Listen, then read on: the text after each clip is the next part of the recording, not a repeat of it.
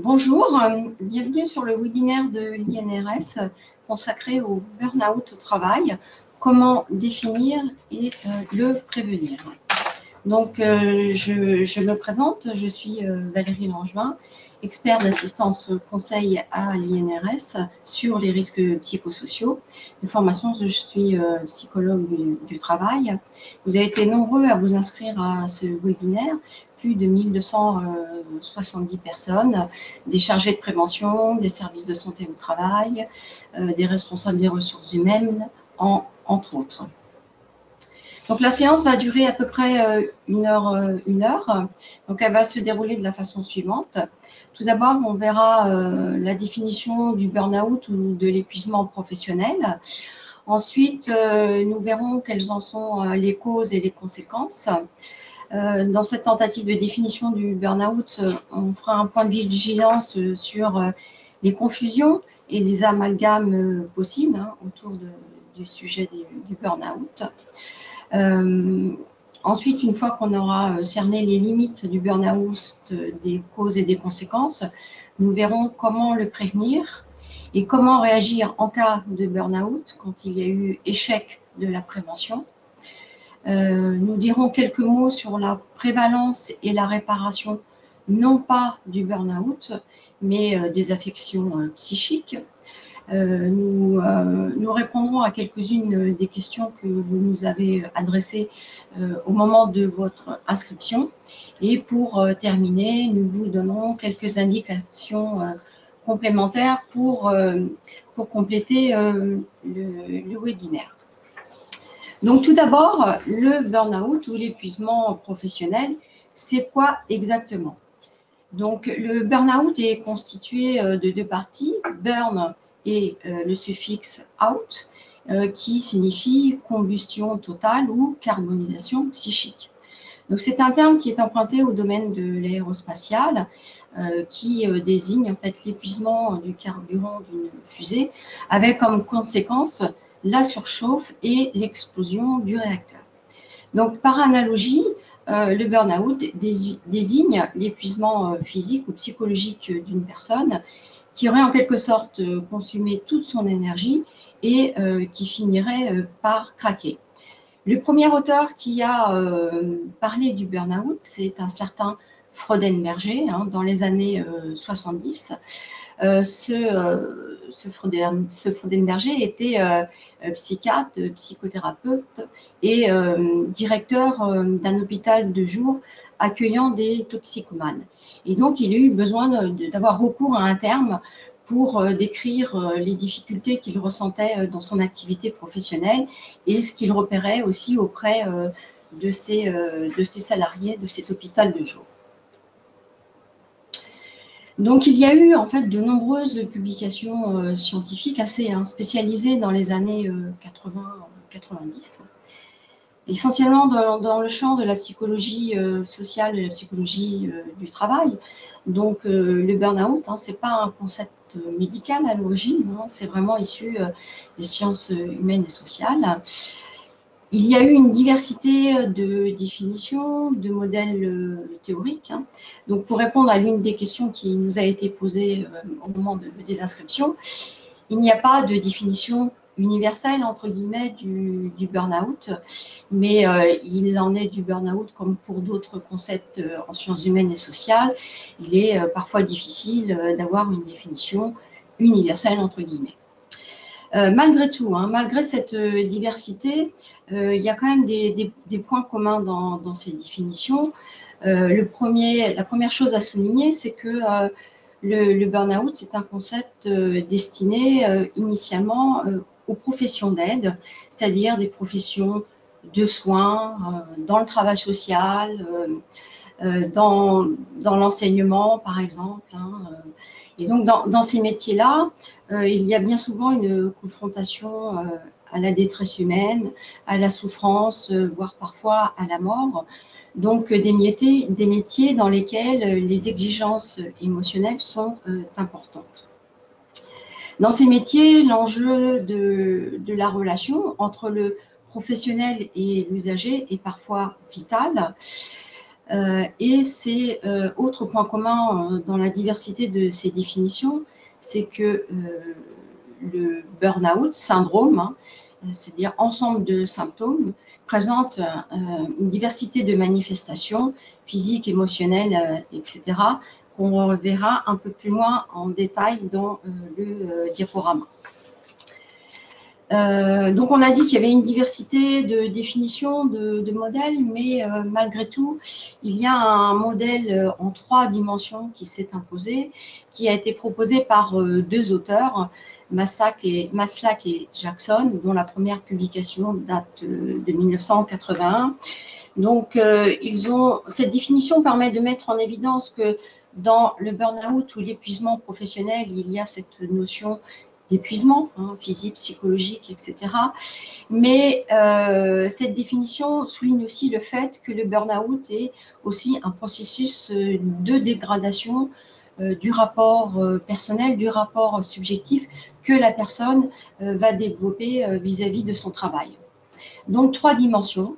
La première dimension, c'est l'épuisement émotionnel, c'est-à-dire l'impression d'avoir beaucoup donné dans la relation à autrui, dans la relation à l'autre, et qu'à un moment donné, on arrive à un point de saturation psychologique, on n'en peut plus, à la fois physiquement, émotionnellement, psychiquement. La deuxième dimension, c'est la déshumanisation, le cynisme, c'est-à-dire le développement d'attitudes cyniques, froides vis-à-vis de la personne, que l'on ne considère plus comme un être singulier, mais plutôt comme un objet, comme un cas, comme un dossier qu'il faut traiter. La troisième dimension, c'est la diminution du sentiment d'accomplissement personnel au travail. Donc cet épuisement émotionnel, hein, ces attitudes de distanciation excessive vis-à-vis de l'autre, finalement finit par développer l'impression qu'on n'est pas à la hauteur, qu'on est un mauvais professionnel, une impression de gâchis et d'échec professionnel. Il y a eu une extension de la définition du burn-out à d'autres professions. À la fin des années 90, les chercheurs se sont dit finalement que ce que l'on pouvait décrire pour les professions d'aide pouvait se retrouver dans d'autres professions, le point commun étant un engagement professionnel. Donc pour les professions d'aide, c'est l'engagement relationnel vis-à-vis d'autrui, et pour d'autres professions, ce sera un engagement sur d'autres composantes ou est soutenu par d'autres valeurs professionnelles. On peut donner quelques exemples d'autres professions, les exemples dans les métiers des arts, dans la création, dans le journalisme, dans l'artisanat, etc. Donc un ensemble de professions qui sont structurées par des identités de métiers et des valeurs professionnelles très fortes, qui procurent des retours sur l'efficacité du travail et qui offrent une certaine autonomie. Alors, quelles sont les manifestations du burn-out? On voit qu'elles sont assez nombreuses, je l'ai dit, syndrome, ça veut dire ensemble de symptômes. Donc, les manifestations du burn-out sont tout d'abord physiques, par exemple une fatigue générale, des maux de tête, des troubles du sommeil. Les manifestations du burn-out sont également émotionnelles, donc un sentiment de vide, d'impuissance. Les manifestations sont aussi d'ordre cognitif, une difficulté à se concentrer dans son travail, difficulté à prendre des décisions, d'où une altération possible de la qualité du travail. Les manifestations sont aussi d'ordre relationnel. Les personnes vont avoir tendance à se replier sur elles-mêmes, à s'isoler, voire à devenir agressives vis-à-vis des autres. Et enfin, les manifestations du burn-out sont d'ordre motivationnel, c'est-à-dire liées à la motivation au travail ou liées à l'attitude envers le travail. Donc, les personnes, quand elles sont en burn-out, vont se désengager vis-à-vis d'autrui ou vis-à-vis de leur travail. Elles vont développer du cynisme, des attitudes négatives envers le travail et envers les autres. Donc, quelles sont les causes et les conséquences du burn-out? Alors, le burn-out, hein, on peut le présenter hein, comme une crise de foi, hein, une crise de l'engagement professionnel, on l'a dit précédemment, le fait de devoir faire un grand écart hein, entre les valeurs de la profession et la réalité de terrain. Donc, le burn-out consiste finalement à un engagement professionnel qui va être remis en question parce que les contraintes de l'environnement de travail ne permettent plus de faire un travail de qualité en adéquation avec les valeurs du métier, ou le burn-out va survenir lorsque l'organisation du travail ne permet plus de compenser la dureté du métier, notamment ses exigences émotionnelles. Donc finalement, le burn-out va être provoqué par un ensemble de facteurs que sont les facteurs de risques psychosociaux. Donc on a tout d'abord la surcharge du travail, la pression temporelle, qui est une des composantes hein, dans la survenue du burn-out. Ce n'est pas la seule composante. Hein. Le burn-out n'est pas une pathologie de la surcharge, c'est très important à le souligner et c'est l'une des premières confusions qu'on rencontre assez généralement. Le burn-out n'est pas une pathologie de la surcharge. Deuxième facteur, c'est le faible contrôle sur son travail, hein, les faibles marges de manœuvre. Troisième élément qui peut contribuer au burn-out, c'est les faibles récompenses. Quand on exerce une profession d'aide, par exemple, on peut avoir des récompenses, de la gratitude de la part des clients, des usagers, hein, des patients. C'est effectivement très important hein, dans la construction de son identité de professionnel et dans la construction de la santé. Mais les récompenses et les gratifications qui viennent de l'organisation, des pairs hein, et de la hiérarchie sont aussi très importantes. Le manque d'équité peut aussi contribuer au développement du burn-out, hein, le manque d'équité dans la gestion des relations professionnelles, dans le traitement des uns et des autres au travail. Le burn-out peut aussi survenir en cas de conflit de valeurs, hein, puisqu'effectivement, le burn-out va survenir quand les valeurs professionnelles vont être mises à mal. Et enfin, dernier point, le burn-out peut également survenir quand il y a un manque de clarté dans les objectifs ou dans les moyens.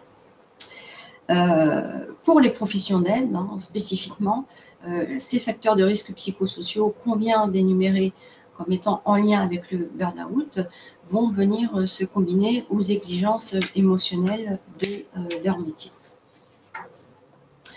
Alors maintenant, les conséquences sur la santé, on dispose de données dans la littérature hein, sur le sujet. Donc le burn-out va, s'il n'est pas enrayé, hein, provoquer tout d'abord des affections psychiques, de la dépression, des troubles anxieux, des troubles du sommeil ou le développement de conduites addictives.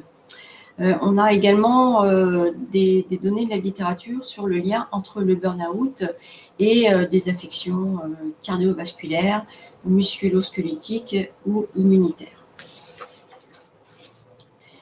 Donc on a vu au départ, hein, le burn-out, c'était un terme très spécialisé, confidentiel, et il est aujourd'hui un peu plus tombé dans le domaine public, je dirais, donc dans le vocabulaire quotidien.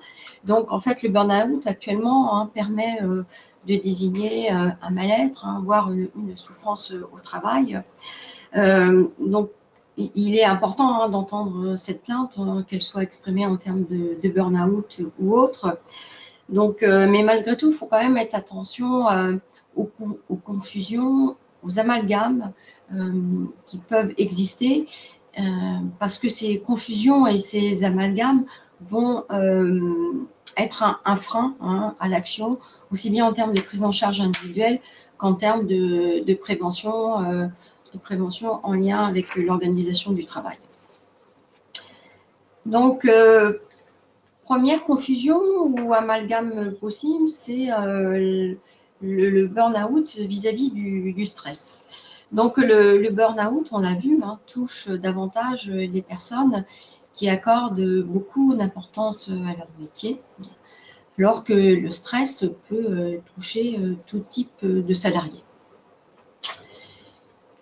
Le burn-out est souvent confondu avec la dépression et c'est une question très récurrente.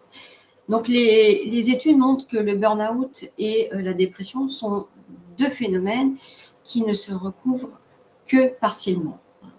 Donc même si le burn-out peut évoluer vers la dépression, ces manifestations sont spécifiquement liées à la sphère professionnelle, tandis que la dépression concerne tous les aspects de la vie et pas simplement la vie professionnelle. Ceci dit, on l'a vu dans une des diapos précédentes, le burn-out peut conduire à la dépression et des antécédents de dépression peuvent favoriser l'apparition d'un syndrome d'épuisement professionnel. Autre confusion aussi qu'on retrouve de temps en temps, c'est le burn-out par rapport au workaholisme. Donc le burn-out touche, comme on l'a vu, des personnes qui ont de fortes attentes envers le travail, tandis que l'addiction au travail, en français, touche les personnes qui passent énormément de temps à travailler et qui sont incapables de se détacher psychologiquement de leur travail, c'est-à-dire le travail excessif et le travail compulsif. Donc le burn-out n'est pas forcément consécutif au workaholisme. Je le répète, le burn-out n'est pas une pathologie de la surcharge, mais l'addiction au travail peut conduire au burn-out. Dernier point sur les amalgames et les confusions. De temps en temps aussi, on voit apparaître la notion de karoshi dans les médias. Donc le terme karoshi nous vient du Japon, il a été mis en évidence il y a une cinquantaine d'années et il fait référence au fait à la mort subite par excès de travail, donc mort subite souvent consécutive à un infarctus du myocarde ou un accident vasculaire cérébral. Donc le karoshi, c'est spécifiquement la mort liée aux horaires de travail excessifs. Le burn-out n'induit pas le décès, c'est une dégradation du rapport psychologique au travail et le burn-out peut engendrer de la dépression pouvant engendrer des tendances suicidaires, mais le burn-out n'induit pas une mort subite au travail. Dernier point sur les amalgames, on a vu apparaître des nouveaux termes qu'on a qualifiés de nouveautés opportunistes. Donc dans la lignée en fait du burn-out, on a vu apparaître le bore-out, le burn-out, donc construit avec le même suffixe out, qui en fait ne sont pas forcément basés sur des connaissances scientifiques solides, qui viennent plutôt introduire de la confusion dans l'esprit des acteurs de l'entreprise, dans l'esprit de tout le monde finalement, et qui retardent surtout l'action de prévention. Sur ce point-là, il existe une publication de l'INRS dans la revue Hygiène et Sécurité du Travail qui fait le point sur le burn-out et le burn-out. Donc, si vous voulez développer ce point-là, je vous invite à consulter cette publication de l'INRS. Donc, en résumé, avant de passer au volet prévention, le burn-out, c'est donc un concept qui a été initialement destiné aux professions d'aide, puis étendu à d'autres professions.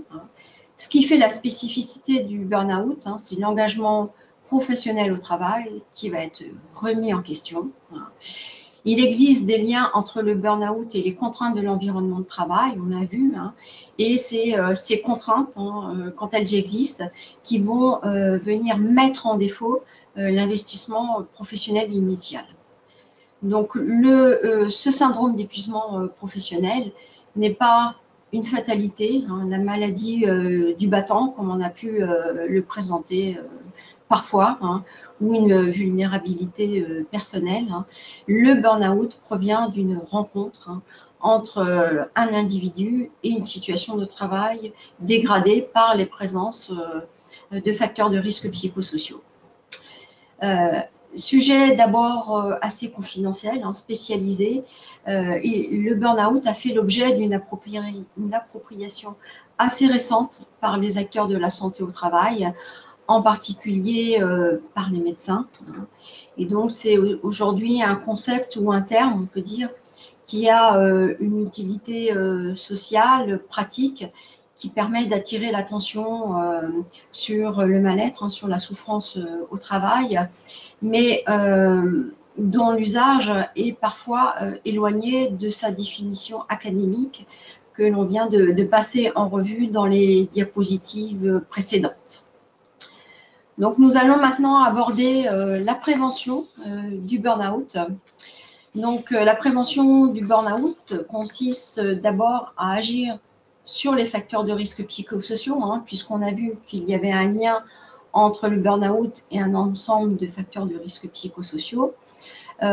Pour agir en prévention, donc, il est recommandé de mettre en place une démarche de prévention paritaire, c'est-à-dire qui associe les instances représentatives du personnel, participative, donc qui prend en compte le point de vue et l'expertise des salariés sur leur travail, pluridisciplinaire, c'est-à-dire qui associe les différentes compétences de l'entreprise en santé et sécurité. C'est une démarche de prévention qui va être centrée sur l'identification des facteurs de risque et la mise en place de mesures de prévention visant à éliminer, sinon à réduire ces facteurs de risque.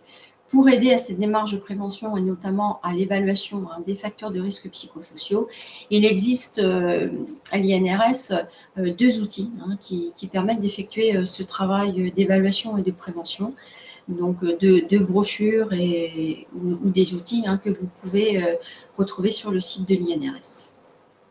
Donc, quelques exemples d'actions possibles en prévention des risques psychosociaux et du burn-out. Donc, premier point, informer et former les salariés. L'objectif, c'est d'éviter le déni et de lever le tabou autour de la problématique du burn-out, de manière à ce que l'entourage professionnel soit sensibilisé à ce sujet et puisse éventuellement détecter le plus en amont possible des salariés qui seraient en difficulté. Autre exemple possible, c'est veiller à la charge de travail de chacun. Si le burn-out n'est pas une pathologie de la surcharge, la surcharge de travail contribue à la problématique du burn-out. Veiller à la qualité des relations professionnelles, au soutien social, donc permettre des espaces de discussion sur le travail, permettre un retour sur l'efficacité du travail, notamment. Donc donner des marges de manœuvre, on a vu que le burn-out pouvait être engendré par un manque d'autonomie dans son travail, assurer une juste reconnaissance du travail de la part de l'organisation.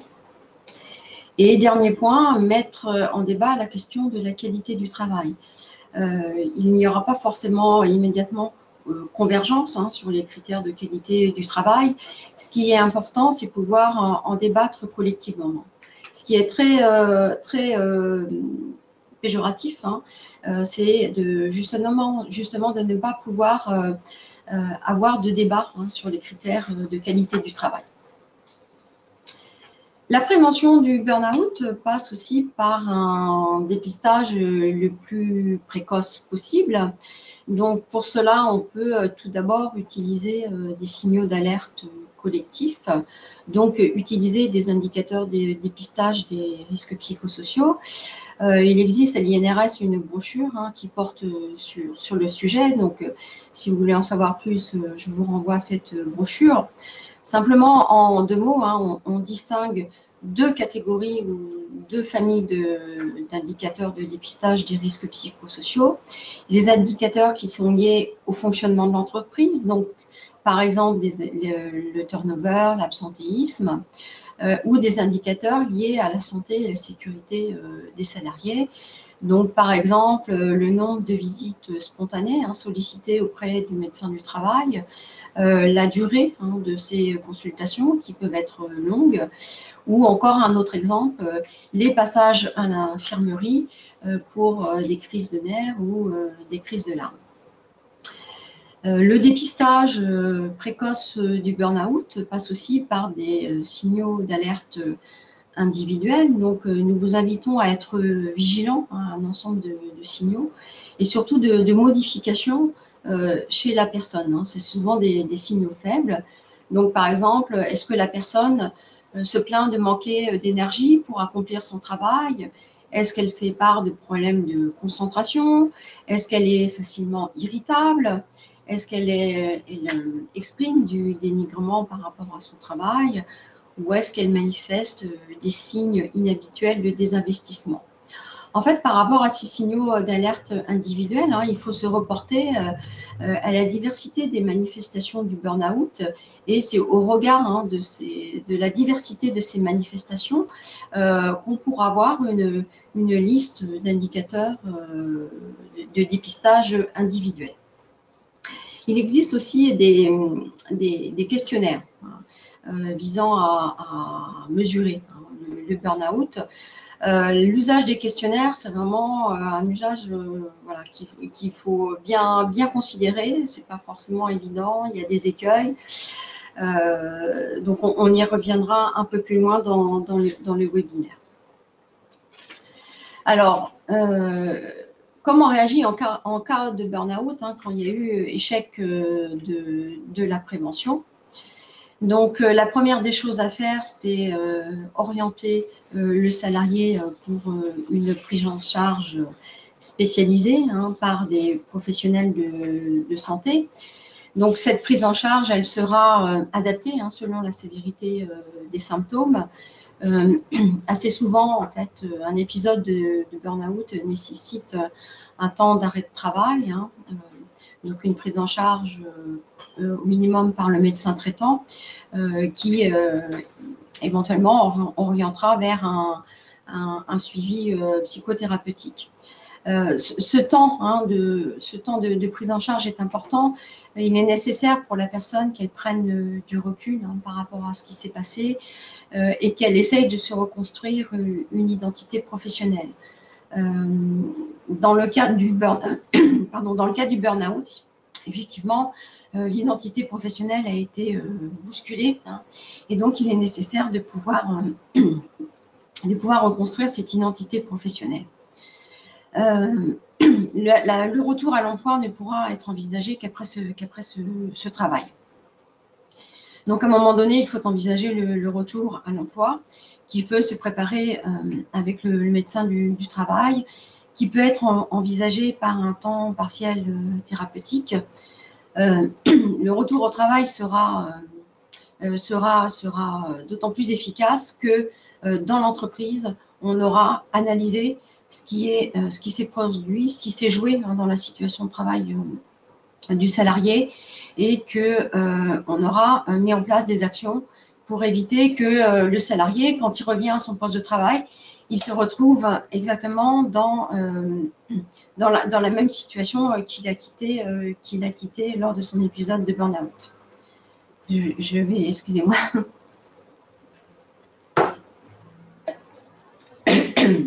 Ça va aller mieux comme ça sera mieux pour tout le monde. Donc, la préparation du retour à l'emploi se fait aussi au niveau de l'équipe. Donc, il est important de pouvoir discuter au sein de l'équipe de la problématique du burn-out pour éviter de stigmatiser la personne et donc faire en sorte que les conditions soient les meilleures possibles pour accueillir le salarié à son retour après son arrêt de travail. En cas de burn-out, il est aussi très important d'agir sur l'environnement de travail. L'existence d'un cas de burn-out est un signal d'alerte fort qui doit engager l'entreprise à identifier les facteurs de risque bien sûr au poste de travail du salarié concerné, on l'a dit dans la diapositive précédente, mais ça doit aussi engager l'entreprise à identifier les facteurs de risque psychosociaux au sein de l'entreprise, voire à l'échelle, au sein de l'équipe, voire à l'échelle de l'entreprise. Donc, identifier les facteurs de risque au niveau de l'équipe et au niveau de l'entreprise et mettre en place une démarche de prévention collective. Alors, quelques mots sur la prévalence et la réparation. Donc, non pas sur le burn-out, hein, je l'ai dit en introduction, mais plus généralement sur la souffrance psychique ou les affections psychiques. Donc, nous disposons hein, d'un programme de surveillance des maladies à caractère professionnel, hein, géré par l'Institut de veille sanitaire et maintenant Santé publique France. Dans ce programme de surveillance des MCP, la souffrance psychique causée ou aggravée par le travail est le deuxième groupe pathologique le plus souvent signalé par les médecins du travail, après les affections de l'appareil locomoteur, c'est-à-dire les TMS, et ceci depuis la mise en place de ce programme en 2003. Dans une publication de 2015 qui portait sur la période entre 2007 et 2012, on a vu une augmentation de la prévalence de la souffrance psychique signalée par les médecins du travail. Et en 2012, la souffrance psychique touchait 3 femmes sur 100 et 1 homme sur 100 actifs salariés. Donc, en extrapolant à l'ensemble de la population active française, en 2012, il y avait potentiellement 480 000 salariés qui présentaient, selon les médecins du travail, une souffrance psychique causée ou aggravée par le travail. En ce qui concerne la reconnaissance en accident du travail ou en maladie professionnelle, on dispose d'une publication récente hein, de janvier 2018 de l'assurance maladie et risque professionnel. Donc, 3 affections psychiques sont majoritairement considérées dans la reconnaissance en accident du travail ou maladie professionnelle. Le trouble anxieux généralisé, l'épisode dépressif majeur ou l'état de stress post-traumatique. Sur l'année 2016, l'assurance maladie et risque professionnel a comptabilisé 10 000 affections psychiques reconnues en accident du travail. Près de 600 cas d'affections psychiques ont été reconnus en maladie professionnelle, toujours en 2016, par les comités régionaux de reconnaissance des maladies professionnelles, les C2RMP. Donc, le burn-out n'est pas une maladie. Donc, le burn-out n'est pas une maladie professionnelle. Il n'existe pas de tableau de maladie professionnelle pour les affections psychiques. Donc, si une personne, par exemple, a une dépression et qu'elle souhaite la faire reconnaître en maladie professionnelle, elle doit constituer un dossier et s'adresser à ces comités régionaux de reconnaissance des maladies professionnelles. Ces comités statueront sur l'existence d'un lien direct et essentiel entre la dépression de la personne et le travail de cette personne. En termes de coûts, la prise en charge par la branche accident du travail maladie professionnelle en 2016 des affections psychiques a représenté 230 millions d'euros. Pour donner un peu une idée hein, de la gravité des affections psychiques, la durée moyenne d'un accident, d'un arrêt de travail pour accident du travail, pour les affections psychiques, c'est 112 jours.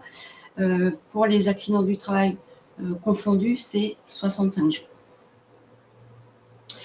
Donc, nous allons maintenant passer aux questions-réponses. Donc, je l'ai dit en introduction, hein, vous avez été très nombreux à nous adresser des questions. Nous les avons toutes balayées avant ce webinaire. Donc, certaines questions en fait ont été introduites dans le diaporama. Nous en avons sélectionné quelques-unes hein, auxquelles nous allons répondre immédiatement. Et pour les autres, qui restent très nombreuses, en fait, nous allons rédiger une foire aux questions qui sera mise en ligne vraisemblablement à la rentrée.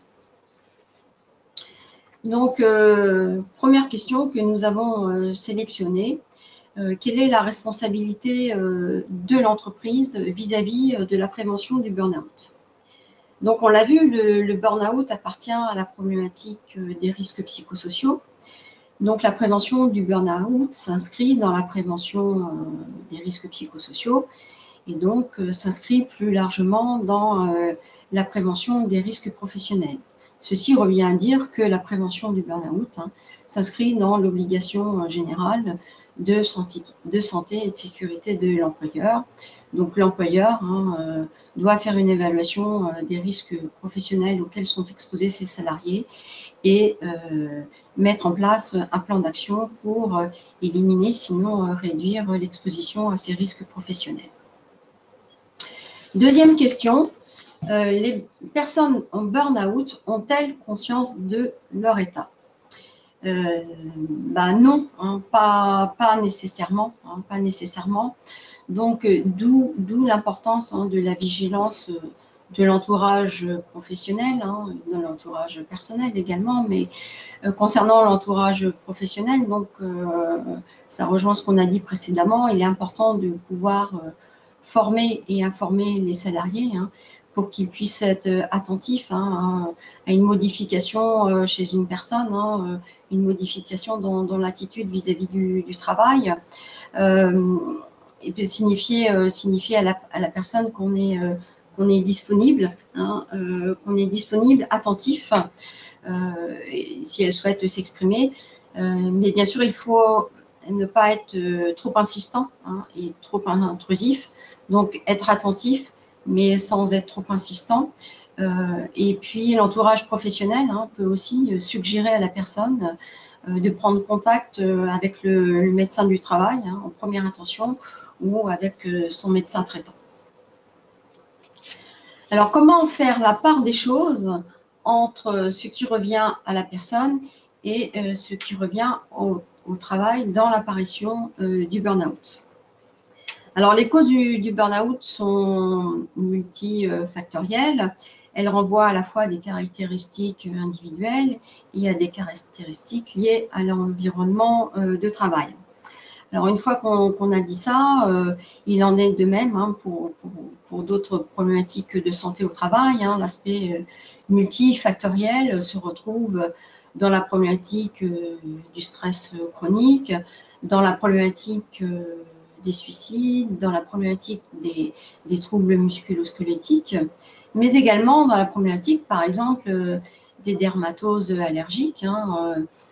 On peut avoir un terrain allergique, mais développer une dermatose allergique parce que aussi on a été en contact avec un produit irritant. Donc la problématique de l'aspect multifactoriel ne doit pas évacuer l'action, ça ne doit pas faire un blocage à l'action. Et donc, l'entreprise est invitée à agir en prévention sur les caractéristiques de l'environnement de travail qui favorisent l'apparition du burn-out, de la même façon que pour un eczéma, même s'il y a un terrain allergique, on va réfléchir à la manière de protéger le salarié vis-à-vis du produit chimique qui aura développé l'allergie. Alors, quel rôle les médecins généralistes peuvent-ils jouer dans la prévention des risques du burn-out? Le médecin généraliste, il a d'abord un rôle dans la prise en charge, bien évidemment. Donc, il est là pour poser un diagnostic médical, estimer la sévérité des symptômes du burn-out, voir si on est simplement sur une problématique de burn-out ou plus de dépression. Il a un rôle éventuellement dans l'orientation vers un accompagnement spécialisé de type psychothérapeutique. En termes de prévention, le médecin généraliste pourra prendre contact avec le médecin du travail si effectivement il a repéré dans le mal-être que présente la personne des liens avec le travail.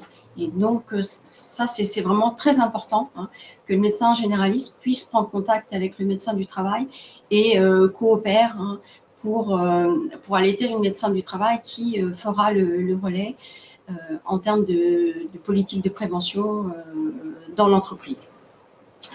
Il existe une recommandation de la Haute Autorité de Santé portant spécifiquement donc sur le rôle que peuvent jouer les médecins généralistes et les médecins du travail dans le repérage et la prise en charge des cas de burn-out. Donc, pour les personnes qui sont intéressées sur cette question du rôle des médecins généralistes et des médecins du travail, je vous invite à consulter cette recommandation de la Haute Autorité de Santé. Donc, voilà pour les quelques questions que vous nous avez adressées. On n'a pas pu tout prendre, c'était pas possible de tout traiter dans le temps imparti pour ce webinaire, mais encore une fois, je le répète avec mes collègues avec lesquels on travaille sur ce webinaire, on rédigera prochainement une foire aux questions qu'on mettra en ligne sur le site de l'INRS. Donc, pour finir, quelques ressources documentaires pour compléter le webinaire.